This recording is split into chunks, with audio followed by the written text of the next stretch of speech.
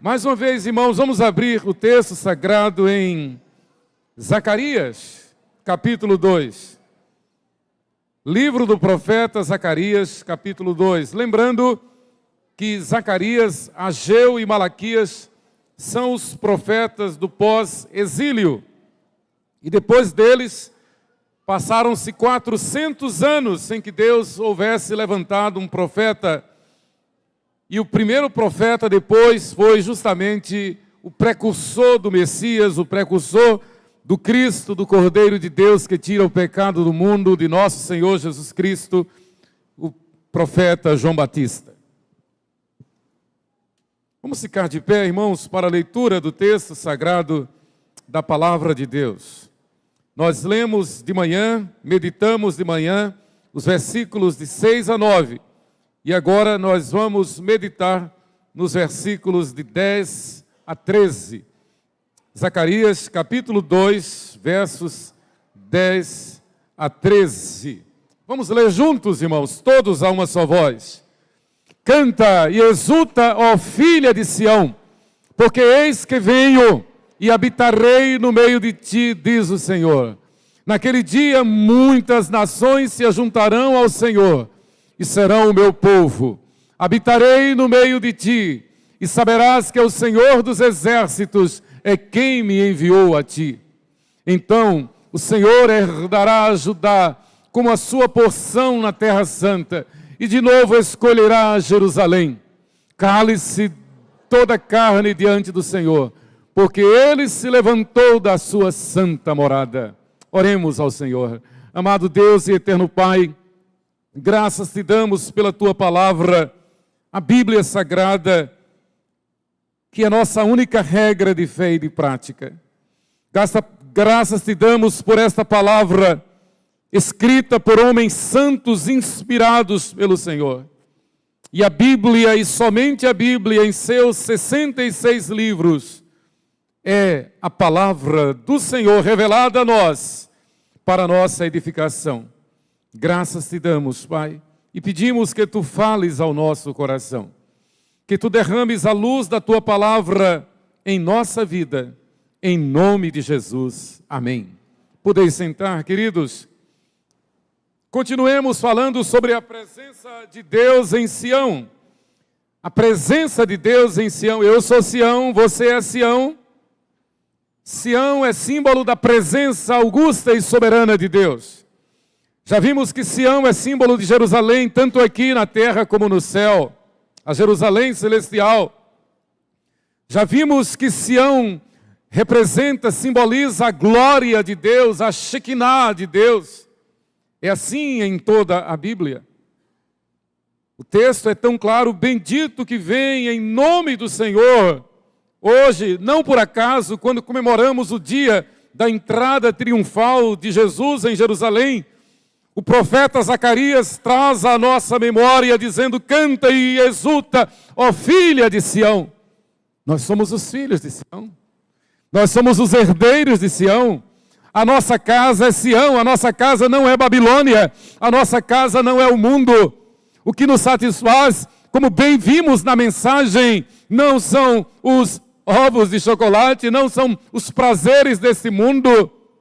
O que nos satisfaz é saber que nós não podemos comprar alegria, nós não podemos comprar felicidade, nós não temos felicidade neste mundo, nós só temos felicidade porque Jesus Cristo, Cordeiro de Deus, que tira o pecado do mundo, sofreu o amargo fel de levar sobre si os nossos pecados, de morrer a morte que era para nós, matar a morte que era contra nós e nos dar vida e vida eterna. Zacarias, em alto e triunfante tom, ele proclama: exulta, ó filha de Sião, porque eis que venho e habitarei no meio de ti, diz o Senhor. E ele já veio. E Ele é Deus conosco. Ele diz: eu estarei convosco todos os dias, até a consumação dos séculos. E porque Ele é Deus conosco e porque Ele manda que nós exultemos, rejubilemos, o adoremos e nos deleitemos nele e nos alegremos nele, e somente nele é possível ter verdadeira alegria. Por a sua palavra, a nossa única regra de fé e prática. O sangue que Ele verteu na cruz, que nos redime de nosso pecado. A garantia de termos e sermos a habitação do Espírito Santo. Isto é a garantia segura de que somente em Cristo há verdadeira alegria, há verdadeira paz. Uma das maiores obras literárias jamais escritas é Cidade de Deus, escrita por Santo Agostinho. Nesta obra de quase 2000 anos já, para ser mais específico, 1700 anos, Agostinho, iluminado, não inspirado, inspirado foram somente os escritores sagrados da Bíblia, fora qualquer pregador, qualquer escritor, qualquer mensageiro bíblico, ele é iluminado. A inspiração foi um ato exclusivo para os cerca de 40 escritores da Bíblia, não autores, o autor da Bíblia é Deus. Então, quando disser esse livro, o autor é Deus. Isaías é escritor, Salomão é escritor, Zacarias é escritor, Paulo é escritor, mas o autor é Deus. Então, o escritor Agostinho, ele disse: duas cidades surgem de dois tipos de amor. A sociedade secular floresceu no amor egoísta. É aquele amor da pessoa que é carente de baixa autoestima. É aquele amor, aquele sentimento de alguém que se sente desprestigiado de alguma forma, de alguém que alega ter algum trauma e por isso precisa de um lenitivo, precisa de uma força, precisa de alguém que o aplauda. Essa carência humana. Mas quando se conhece Jesus, quando se conhece o dom que Ele nos deu na cruz do Calvário, nada nesse mundo pode sobrepor, nada nesse mundo pode nos abater, nada nesse mundo pode nos apequenar, porque em Cristo nós somos novas criaturas, em Cristo nós somos mais do que vencedores, e a graça de Cristo nos basta. Parênteses. Toda vez que você for tentado a pensar que não é alguma coisa, toda vez que você for tentado a pensar que não é prestigiado, toda vez que você for tentado a pensar que tem algum trauma, lembre-se, em Cristo Jesus nós somos mais do que vencedores. Em Cristo Jesus nós podemos todas as coisas, porque Ele é o nosso Senhor, Ele é o nosso Redentor, Ele é quem garante que nós somos o seu Sião, nós somos a sua morada, nós temos a sua presença, nós temos a sua Shekinah, a sua glória em nós, a sua graça nos basta. Outro parênteses, toda vez que você for tentado a pensar que precisa de algum aplauso, toda vez que você for tentado a pensar que precisa levantar a sua autoestima, lembre-se, a tua estima é a mais elevada, porque você tem o nome de Jesus na tua vida. Você é um resgatado do Senhor, você é um escolhido do Senhor, você tem a presença do Senhor na tua vida, você é um Sião, você é morada de Deus. Você foi lavado e redimido pelo sangue de Jesus? Diga amém. Se você ainda não tem essa consciência, diga hoje mesmo: eu quero entregar minha vida a Jesus. Hoje mesmo eu quero confessar, declarar que Jesus Cristo é o meu único Senhor e suficiente Salvador. Mas eu continuo com o pensamento de Agostinho. Então, para Agostinho, o primeiro levanta a cabeça, o homem cuja cidade é a cidade do mundo, ele levanta a cabeça arrogantemente. O outro diz: Deus, Tu és a minha glória. Veja que diferença. Aquele que habita na cidade do mundo, aquele que habita em Babilônia, ele vive às custas de aplauso, ele vive às custas de alguém que o enalteça, ele vive às custas de se sentir de alguma forma elogiado por alguém, mas aquele que tenha o Senhor como seu Deus, aquele que tenha Jesus como seu Senhor e Salvador, este descansa em Deus. E como Davi, o rei Davi, o maior de todos os reis, o mavioso poeta de Israel, o homem segundo o coração de Deus, como Davi, aquele que anda com o Senhor, pode dizer: ainda que papai e mamãe me abandonem, ainda que eu tenha sido abandonado por papai, ainda que papai não tenha cuidado de mim, ainda que papai não tenha me criado, ainda que papai tenha apenas me gerado, ainda que mamãe tenha me abandonado, ainda que papai e mamãe me abandonem, o meu Deus jamais me abandonará. E você pode olhar para a tua história e ver, você só chegou aqui por causa da graça de Deus.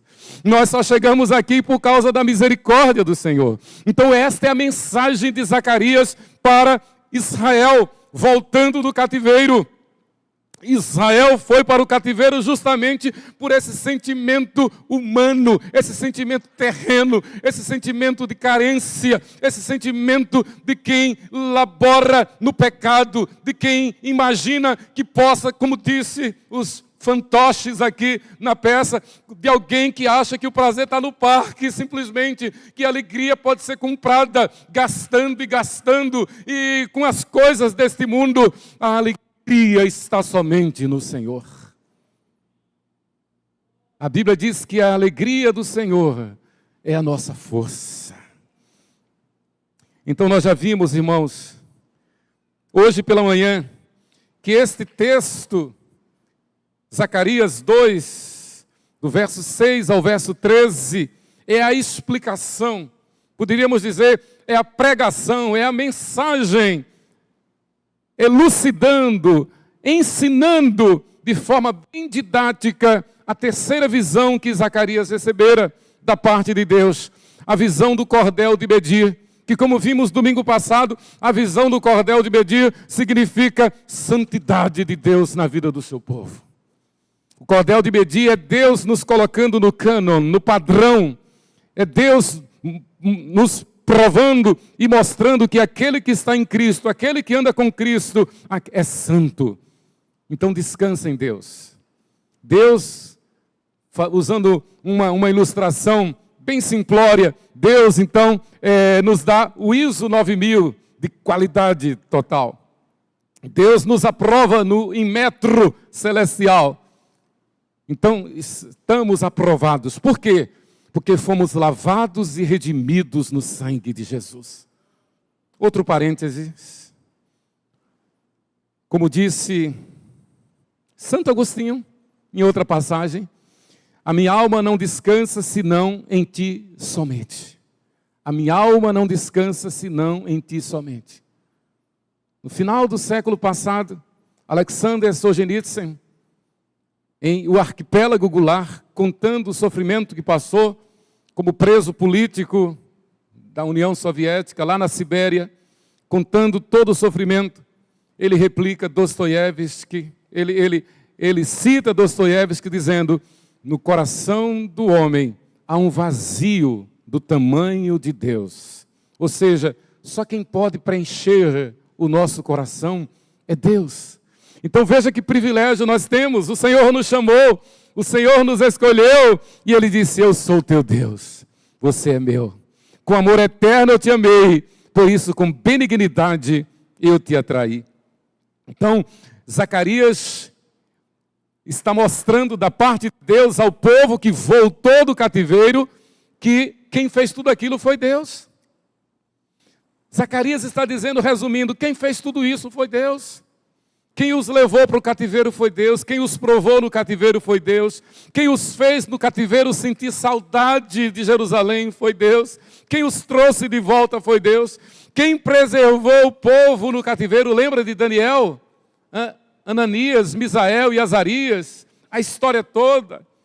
Esther lá na Pérsia. Estes servos de Deus, quem sustentou foi Deus. Quem trouxe de volta foi Deus.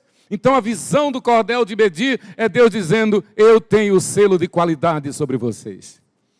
Eu dei o meu selo sobre vocês. Vocês foram provados para serem aperfeiçoados.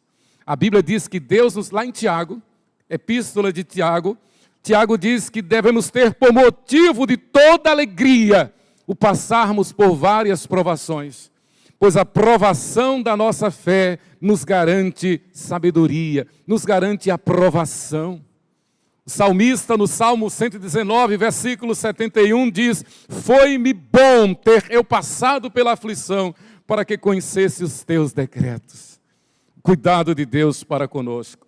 Então, aqui, a segunda parte da poesia, vimos a primeira de manhã, os versos de 6 a 9, e agora nós entramos na segunda parte. Repito, Zacarias, pelo Espírito Santo, está elucidando, está mostrando de forma didática o que significa a visão do cordel de medir. Verso 10, canta e exulta, ó filha de Sião, Jerusalém. Nós somos o Jerusalém de Deus. Isso é tão bonito que a Bíblia diz, a Bíblia ensina que a cidade celestial é chamada de a Nova Jerusalém. Nós estamos caminhando para a Nova Jerusalém. Irmãos, isto é certo, do mesmo jeito, do mesmo modo que nosso Senhor Jesus veio na plenitude dos tempos, Ele virá outra vez. O maior plano na nossa agenda, a maior pauta, a principal pauta na nossa agenda é que Jesus vai voltar. Na verdade, seria muito importante, muito sábio, que nós colocássemos em nossa agenda: Jesus virá, talvez hoje. Quando será, eu não sei, mas Jesus voltará. E eu quero estar preparado, porque pode ser hoje que Jesus volte. Eu não estou falando do momento que Ele nos chamar, pode ser que Ele me chame agora e vocês continuem aqui ainda. Eu não estou falando desse tipo de encontro com Jesus. Eu estou falando do momento, como a Bíblia diz, quando das nuvens Ele virá para arrebatar a sua igreja. Então, a mensagem de Zacarias é preparatória para isso. Como nós já vimos aqui, domingos passados, Zacarias fala das duas vindas de nosso Senhor Jesus. Assim como o livro do profeta Daniel, o livro de Zacarias é reconhecido como um livro apocalíptico.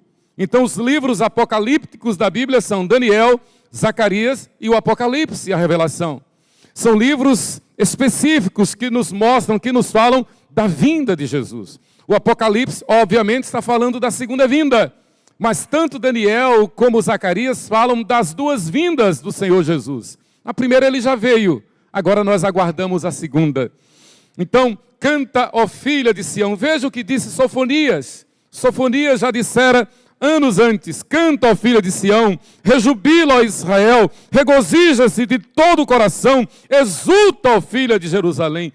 Repito, nós somos o Sião de Deus, nós somos a Jerusalém de Deus. A nossa alegria está em saber que Ele voltará. O Senhor afastou as sentenças que eram contra ti e lançou fora o teu inimigo, o rei de Israel. O Senhor está no meio de ti, tu já não verás mal algum. Palavra do Senhor.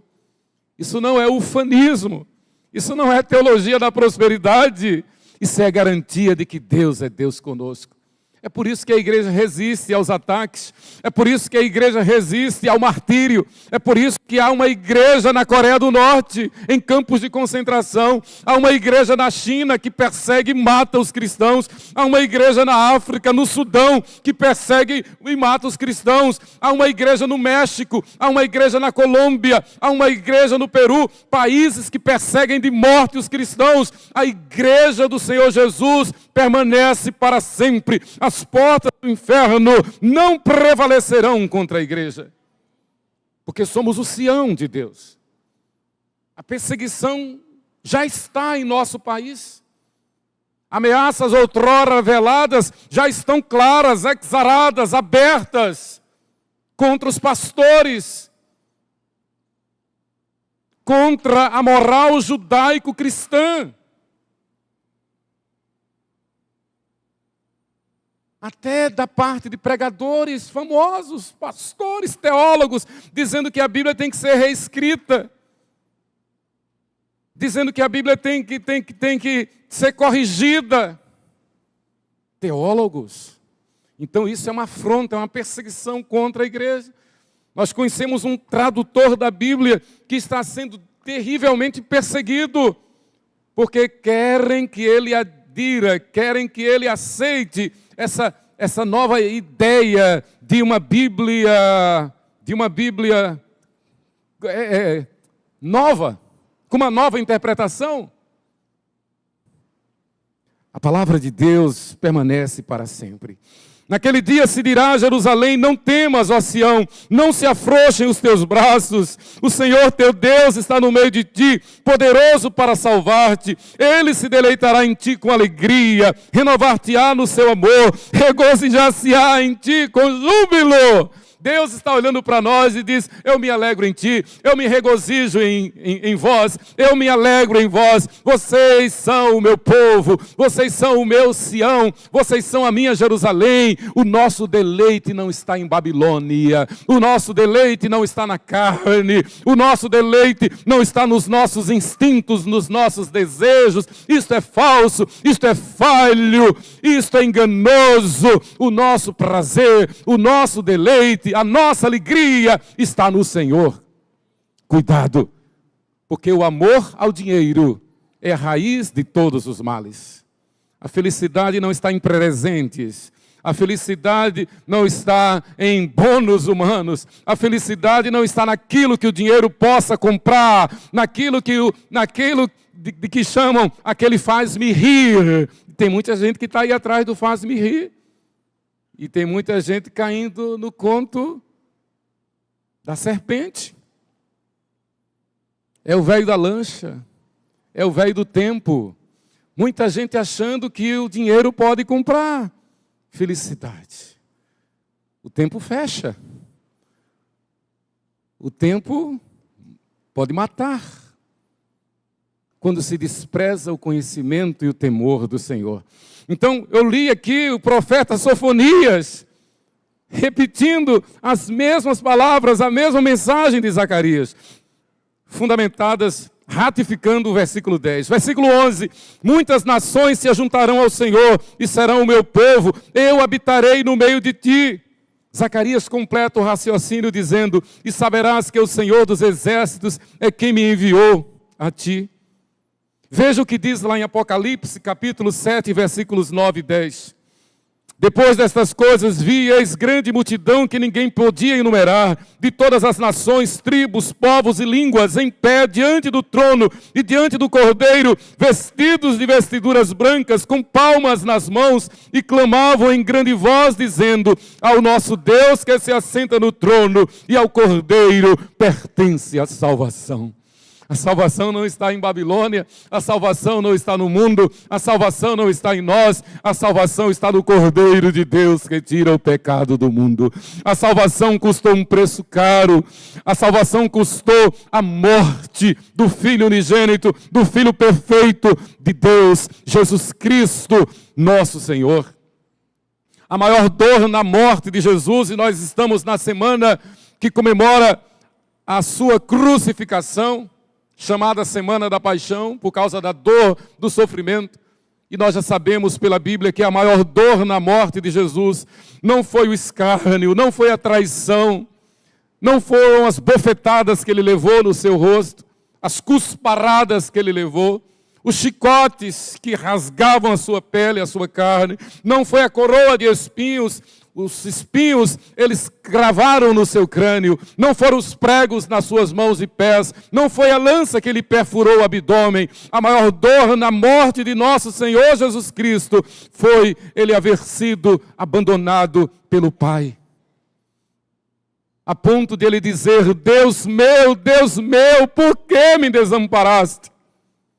E ele foi abandonado pelo Pai, porque ele levou sobre si os meus, os teus, os nossos pecados, para que não andemos no pecado, mas andemos nele em novidade de vida. Ele se fez pecado por nós, e Deus que é santo, santo, santo, e não pode estar com o pecado, não pode estar onde tem pecado, não pode aceitar o pecado. Naquele momento em que o seu filho se fez pecado, ele o abandonou, lhe deu as costas. E Jesus bradou: Elohim, Elohim, lama sabachthani. Deus meu, por que me desamparaste? E ele morreu. A morte que era para nós. Lembre-se que Jesus aqui foi verdadeiro Deus e verdadeiro homem. Como homem ele morreu. E como Deus, ao terceiro dia ele ressuscitou. o único que cumpriu a lei, o único que guardou a lei. Então, toda vez que você vê alguém dizendo que está guardando a lei, esperando agradar a Deus, está mentindo. Porque o único que guardou a lei, morreu. Porque a lei mandava matar. Ele assumiu os nossos pecados e, para cumprir a lei, ele aceitou, como cordeiro mudo, ser levado para o matadouro. Cumprir a lei significa morrer. Então, toda vez que você vir alguém, algum religioso, dizendo, eu estou guardando a lei, eu estou guardando o sábado e por isso eu estou agradando a Deus, e por isso eu estou guardando o sábado e por isso, talvez, é assim que eles dizem, talvez eu possa ser salvo, não tem certeza da salvação, está errado. Jesus nos libertou da maldição da lei, a Bíblia diz. Em Gálatas capítulo 5, a Bíblia diz que todos aqueles que tentam se justificar na lei da graça decaíram. Nunca conheceram a graça. Em contrapartida, a Bíblia diz que pela graça nós somos salvos mediante a fé. Isto não vem de nós, é dom de Deus. Não vem das obras para que ninguém se glorie, pois somos feitura dele, criados em Cristo Jesus, para as boas obras, as quais Deus de antemão preparou para que andássemos nelas. Somos salvos pela graça mediante a fé. E melhor, a lei que dizia que toda alma que pecar morrerá. A lei foi cumprida. E aquele dia ficou para a história como o dia da morte. Jesus passou o sábado na sepultura. Mas no primeiro dia da semana, da sepultura saiu. Com poder e glória ressurgiu. Ele venceu a morte. E o primeiro dia na semana, desde então, passou a ser chamado de o dia do Senhor. Tem nada a ver com o Sunday do inglês. Tem nada a ver. O primeiro dia da semana passou a ser reconhecido como o dia do Senhor. Jesus ressuscitado passou 40 dias aqui na terra. E a Bíblia registra que ele apareceu sempre no primeiro dia da semana. Ele foi assunto aos céus no primeiro dia da semana. E 10 dias depois, ele enviou o Espírito Santo para formar a igreja, o Pentecostes. Por isso que o primeiro dia da semana é reconhecido pelos cristãos desde os apóstolos. Agora os apóstolos que eram judeus, agora eles não mais reuniam no sábado. Agora eles se reúnem, passaram a se reunir no primeiro dia da semana, no dia do Senhor. E as cartas de Paulo mostram isso.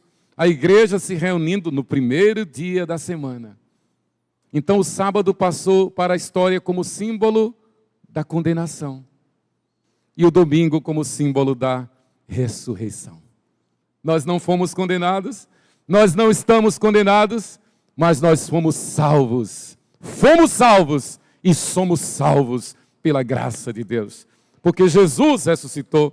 Então, na verdade, aí no versículo 12, Zacarias diz, o Senhor herdará Judá e de novo escolherá Jerusalém. Ou seja, apesar de nós, apesar dos nossos pecados, apesar das aflições, apesar do tempo do cativeiro lá em Babilônia, o Senhor não se esqueceu de nós. O Senhor nos trouxe de volta. Lembra da parábola do filho pródigo? Uma das parábolas mais conhecidas, mais queridas, mais evangelísticas da Bíblia. Ainda que nós tenhamos sido filho pródigo, o Senhor nos tocou lá no meio do chiqueiro. Lá entre as alfarrobas dos porcos, o Senhor tocou no nosso coração e nos fez lembrar que na sua casa, na casa do Pai, há fartura, há vida e vida em abundância. Nós voltamos não pelos nossos méritos, nós voltamos porque Ele nos atraiu pela sua graça e misericórdia. E de longe nós avistamos o Pai, de braços abertos, nos esperando e dizendo, vinde benditos de meu Pai. Em Romanos capítulo 11, versículos 25 a 27, e essa é uma promessa para Israel, diz o apóstolo Paulo, e assim todo Israel será salvo, como está escrito. Virá de Sião o libertador, e ele apartará de Jacó as impiedades. Esta é a minha aliança com eles, quando eu tirar os seus pecados. Sabemos que em Romanos Paulo está doutrinando a igreja, e ele faz um apêndice aqui no capítulo 11 de Romanos, para dizer, olhe bem, preste atenção, o Senhor não se esqueceu de Israel. As promessas do Senhor para Israel hão de se cumprir, e o Senhor trará Israel de volta. Virá de Sião o libertador, ele apartará de Jacó as impiedades. E no verso 13, lembre-se, Zacarias está explicando a parábola do cordel de medir. A parábola do cordel de medir é a garantia da presença de Deus no meio do seu povo, no meio de Israel. É a garantia da santidade de Deus na vida do seu povo. Então aqui ele está explicando, calem-se todos os povos, calem-se todos, porque o Senhor se levantou da sua santa morada. Isso é segurança para nós. Isso é conforto para nós. Isso é a garantia de que Deus é Deus conosco. Ele não nos abandona. Ele nos sonda, Ele nos conhece. Ele sabe o que é melhor para nós, para a nossa casa, para os nossos filhos. Por isso que quando aquele carcereiro de Filipos perguntou a Paulo e Silas, senhores, que devo fazer para que seja salvo? Prontamente, Paulo e Silas responderam, crê no Senhor Jesus e será salvo tu e a tua casa. Promessa de Deus. É a garantia do Senhor para com aquele que o busca, para com aquele que o recebe como Senhor e Salvador. Anda na minha presença e ser perfeito. Foi o que o Senhor disse a Abraão. É o que o Senhor diz a cada um dos seus eleitos. Calem-se todos, porque o Senhor se levantou da sua santa morada. Meus amados, a presença do Senhor em Jerusalém é motivo para que todos o adorem. O Senhor está no seu santo templo, na mesma linha, Abacuque repete as palavras, ou melhor, cita as palavras que Zacarias repetira. O Senhor está no seu santo templo, cale-se diante dele toda a terra. Cala-te diante do Senhor Deus, porque o dia do Senhor está perto, pois o Senhor preparou o sacrifício e santificou os convidados. Uma referência à Páscoa. Zacarias já fazia uma referência à Páscoa. Nós estamos na semana da Páscoa. Não é por acaso, não é coincidência, é providência de Deus. O Senhor está dizendo, eu vos chamei para que vocês participem da minha mesa. Eu vos chamei para que vocês sentem-se comigo à mesa. Eu vos chamei para que vocês sintam-se abençoados por mim o tempo todo. Eu vos chamei para que possais saber que a minha graça vos basta. Eu vos chamei para que sejais santos, assim como eu sou santo. Eu vos chamei de Babilônia para que vivam a minha Sião. Outrora estáveis em Babilônia, no meio dos ídolos, no mundanismo, na perdição, no pecado. Agora sois filhos de Deus, ovelhas do meu pastoreio, sacerdócio real, nação santa, povo de propriedade exclusiva de Deus. É Ele quem diz. Portanto, irmãos, firmados nesta palavra, abençoados por essa visão do cordel de medir, a ideia é essa, amanhã, desde já, mas amanhã quando você chegar na faculdade, na escola, diante daquele professor que inventa uma história, inventa uma história de que Deus criou duas mulheres, Eva e a outra lá, a Lili, isso é a história da carochinha, isso é a história do diabo. Gênesis capítulo 1 é a história da criação, e no capítulo 2 é Deus especificando, detalhando sobre a criação, como que ele fez a mulher tirando da costela de Adão. Mas essa história da Lili, eu fui pesquisar, é uma história antiga que alguns falsos judeus criaram. Feitiçaria pura, tem nada a ver com a Bíblia. Aí eles inventam a história, e aqueles homens que saíram para uma terra, aqueles filhos de Adão, eles casaram com quem? Eles casaram com as irmãs mesmo. Foi assim. E não teve problema nenhum. E nós somos filhos deles.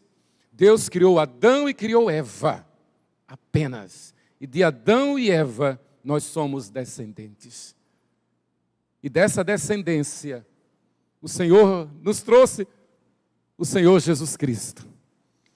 Filho de Abraão, filho de Isaac, filho de Jacó, filho de Davi, filho de José e Maria. José, pai adotivo. Maria o trouxe no seu ventre, por obra e graça do Espírito Santo.